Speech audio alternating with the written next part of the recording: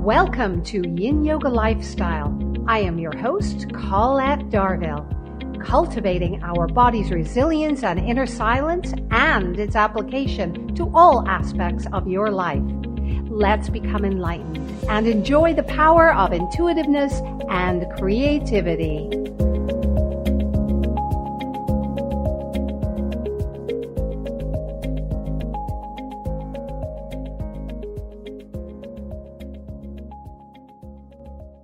You are listening to Society Bites Radio, social interaction for the mind and soul. Hello, and thank you for joining us today. I am your host, Colette Darville, and this is Yin Yoga Lifestyle. So now let us take a deep meditative breath. Inhale, so. Exhale, hum. Aroshanti is the pen name used by composer Truch for his relaxation and healing genre of music. Nick has traveled the world and lived abroad. Many different influences and genres of music can be heard in Nick's compositions. His cultural instrument interests range widely from Irish folk music to taiko and to djembe drumming. Having now settled in the English Lake District, Nick finds an endless source of inspiration from the nature and scenic views that surround his home and studio. Nick believes the New Age movement is taking on a global transformation. Its values are starting to spread and take on different forms as we become more concerned for our planet. It is moving towards a global consciousness and a way of life that is in harmony with our beautiful planet. We are now in a time where science and spirituality can begin to harmonize and develop new ways of understanding the world we live in. Sound is everywhere and resonates through every cell of our bodies. This universal language connects us all, whether we can physically hear it or not. Aroshanti's music is characterized by waves of harmonies, rhythmical melodies, and all things that resonate. Influenced again by many genres, instruments, and styles of music, all these different forms of resonance can be heard in Nick's music. Welcome to Yin Yoga Lifestyle, Nick. Oh, thank you very much for having me. Nick, and by the way, if our listeners don't know, Nick is all the way in England right now. We're in Florida. He's in England, and he's in the Lake District. So this is really fantastic. And thank you so much. I know you have such a busy life, and he is 5 hours ahead. So thanks again, Nick, for being here with us. Well, pleasure. And I'm surprised, and I'm always grateful. We actually hooked up the times correctly, didn't we? We did indeed, even though it must be a few gales and things on the way while my voice is zooming its way over the pond. But I know, it's amazing, isn't it? Just amazing. Nick, was music something you grew up with, or did you find it as you matured? Oh, very much grew up with. I think I've been very lucky to have very supportive parents who have been very tolerant of a lot of noise. So I'm one of my earliest memories is getting all the pots and pans out of the kitchen cupboards and being given 2 wooden spoons. Your mom must have loved you very much. Oh, I think so. She must have done. And sort of throughout my childhood, they remember going to sort of folk concerts. I think one of the big aha moments for me, inspiration-wise, was seeing Jean-Michel Jarre at Wembley. Mm-hmm. Taiko drumming with kodo. The most testing was a 3-hour Wagner opera. Oh, goodness me! Very young when we lived in Warsaw and Poland. So I've had quite a broad sort of range and sort of opening to all sorts of different musical styles. Yeah, so they and as a youngster, the inspiration started right away, didn't it? And you just, I guess at that point you were trying to figure out, how can I bring this all together, right? Yeah, absolutely. My first sort of main instrument that I felt like I could sort of let myself loose on and really sort of feel the instrument was the African djembe drum. and was introduced and did a couple of workshops on Gabrielle Roth's 5 rhythms, which the 5 rhythms are there to sort of represent all the different aspects of life, from one end of the spectrum of chaos to stillness at the other end, and staccato and lyrical in the middle. So it was a really good sort of bedding down, and sort of felt like my rhythm had kind of developed from there. How did you create your pen name, Aroshanti?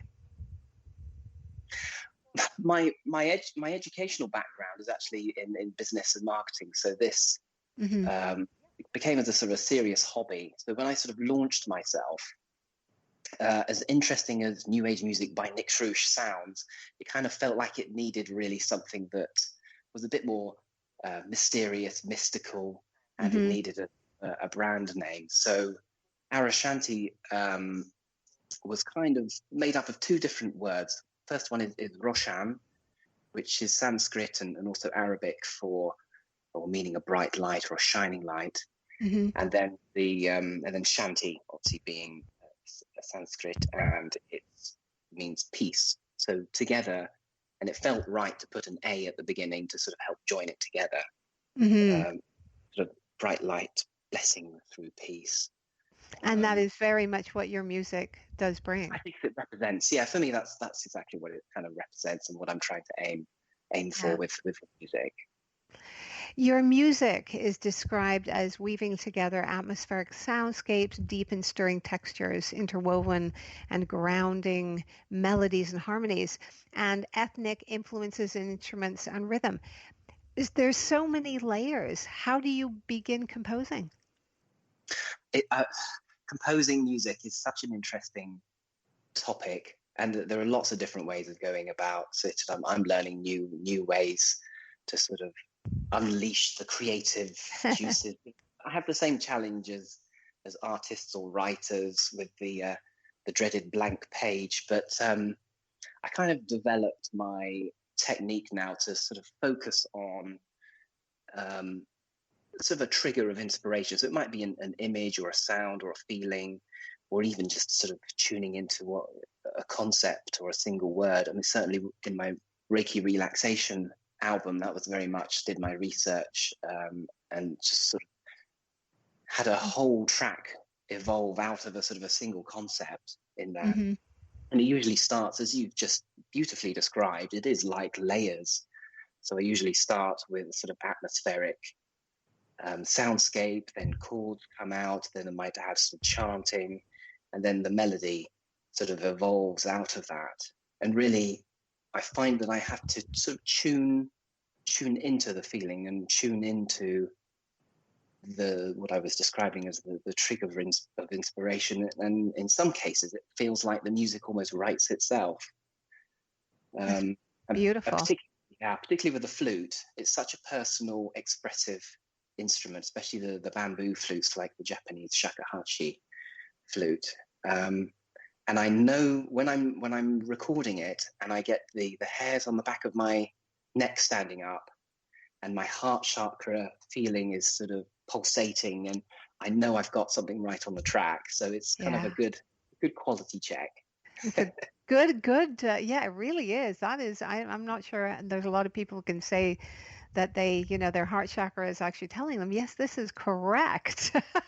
Well, there may be more these days than ever before, but certainly composing music and tapping into your innermost energy is such a gift. How many instruments do you play, Nick?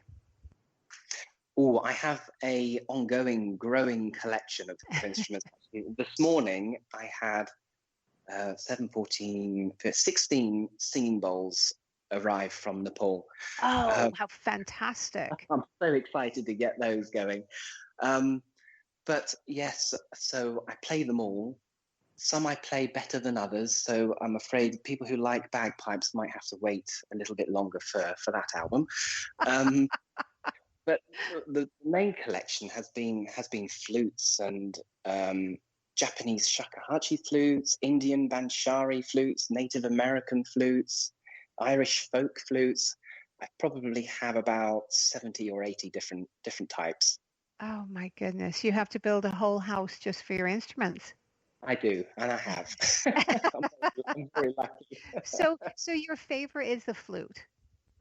Yes, I'd say so. Yes, I mean, it's something that I go to once I've created that sort of what I feel like a safe environment, the soundscape and Mm. the chord. Then the flute is kind of my natural go-to. And it's easy to travel with, It is indeed. Yes. right? Easy to travel with. um, there have been connections between quantum physics and music, and and we know everything in the universe vibrates, from the smallest particle to the billions of stars in the galaxy, and creating patterns of geometric waveforms, frequencies, musical intervals, and sounds. Would you consider yourself a scientist of sound? Um, I love that concept, scientist of sound. I mean, that sounds where I would like to go. Mm. I think the more that I know and the more that I research, that's definitely where I would like to go. At the moment, I would describe myself as like a soundsmith. So it's maybe more of a Ah. sort of mixing and working with the sort of the raw materials and being a creative. But um, there's a really nice quote from Albert Einstein who said, "The more I learn, the more I realize how much I don't know." Right. For Yes. me, Yeah. that's absolutely spot on because it's all these areas of brain waves, how music can impact those, the binary um, Mm. monaural beat, Yes. sacred Yep.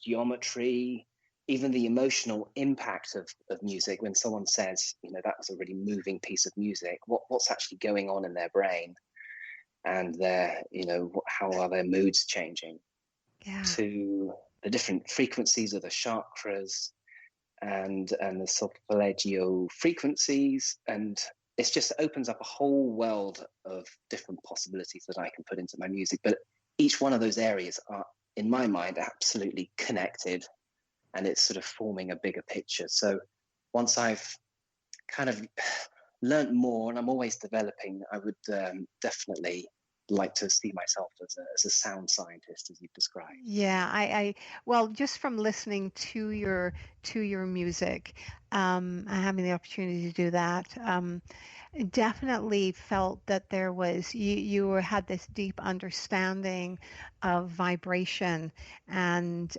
how sound affects the body, down to the cellular level. Um, when you create a piece of music, do you have a specific intention? I think I do. Yes. I mean, if anything, it helps focus the mind. Mm. It helps focus. I mean, because with a blank sheet of paper, it can be quite daunting. So if I have something in mind, and also one of the approaches I've taken with my music is sort of thinking about what's the application of the music. Is it to help sleep? Is it help to energize? Is Mhm. it there to help someone sort of shut off from the busy routines of life and have a sort of a safe space for meditation or yoga? Um, those are the kind of the areas and the themes that I sort of group my tracks in that I'm composing. But each one will have been inspired or influenced by a particular thing. Like I said, it could be an image or a sound or a concept. Mm. Um, and one of the things that I'm working on at the moment is actually having an album that takes you through the whole yoga exercise. So you're sort of starting off with a more reflective, setting the environment, and sort of a nice atmosphere. Then the Mhm. energy and rhythm will peak in the middle of the exercise, and then you would come back down and come back to the sort of reflective state. So that's, yeah, it's definitely That's something that that's beautiful and long overdue, I think, for good. a lot of yoga teachers Yes. who, hang on, I'm just going to change the music. Yes, I exactly. mean, Little because if they're like building. me, they don't put their playlists together. Yeah. I just Uh, go with, oh, that music would work here and that music would work there. Yes, that would be a very, you sell a lot of those, Nick. I can just tell you right now, you probably wouldn't have to compose another piece of music oh, that would if be a you did shame. that. It would be a shame. Shame for us. Um, yes. So we're talking about intention Yeah. and inspiration. Um, have you